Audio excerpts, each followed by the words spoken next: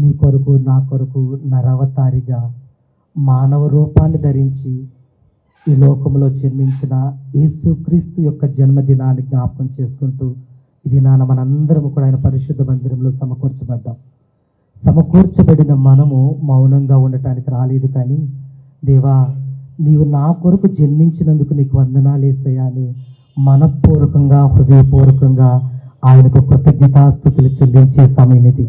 దయచేసి ప్రతి ఒక్కరూ కళ్ళు నోచుకుని ప్రార్థనలు ఉండవలసిందిగా ప్రేమతో తెలియజేస్తున్నాను.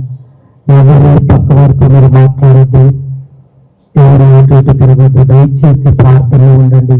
ఇది ప్రార్థన సమయం, ఇది దేవునితో మాట్లాడే సమయం. మనం మనుషులతో మాట్లాడడానికి రాలేదు, కానీ మనుషులతో సహవాసం చేయడానికి మనం రాలేదు, కానీ దేవుని సముఖంలో మనం వచ్చిన్నాము. దేవుని యొక్క దర్శనాన్ని చూడటానికి మనం వచ్చిన్నాము. ఆయన ప్రసాదం పొందుకోవటానికి మనం వచ్చిన్నాము. ఆయన మహిమ మనపై కుమ్మరించబడిలాగా మనం ప్రార్థన చేద్దాం. దేవా, ఆనాడు బెత్లెహేములో దావీదు పట్టణమందు మా కొరకు జన్మించినట్లుగా ప్రభా ఆ హృదయాల్లో కూడా జన్మించండి ప్రభా. ఆ హృదయాల్లో, మా కుటుంబాల్లో, మా సంఘములో మీరు జన్మించండి ప్రభా.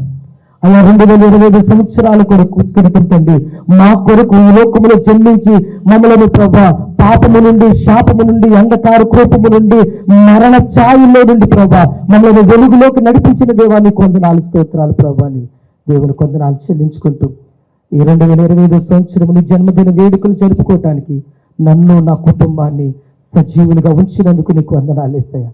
సజీవులుగా మీరు నన్ను కాపాడినందుకు నీకు స్తోత్రాలు ప్రభాని దేవుని కొందనాలు చెల్లించుకుంటూ ప్రతి ఒక్కరు కూడా ప్రార్థనలో ఉండవలసిందిగా నేను తెలియజేస్తూ ఉన్నాను.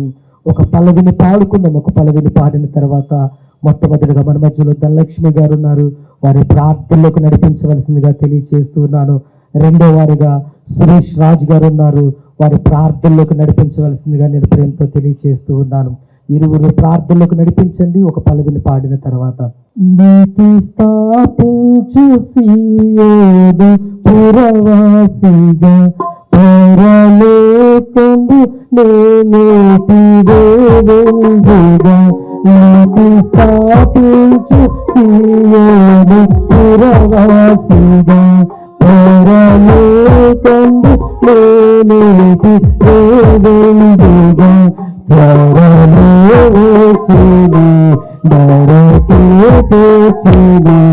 మహిమాన్విత పూజిత సర్వాధికారి రాజాకి రాజు ఆ